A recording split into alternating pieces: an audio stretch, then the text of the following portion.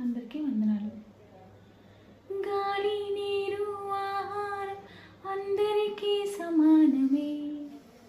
అవయవాల లోపం ఆ దేవుని బహుమానమే. గాలి, నీరు, ఆహారం అందరికీ సమానమే. అవయవాల లోపం ఆ దేవుని బహుమానమే. అందుకున్నావు నీవు అదృష్టం, అది నీకు. పొందుతున్నావు నీవు విశ్రాంతిని ప్రతిరోజు. శరీరానికి అవయవం బిగించాడు.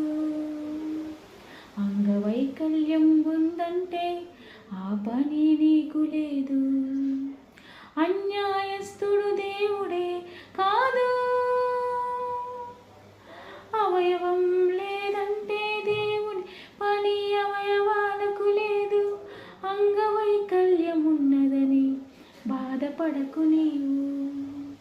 అవయవ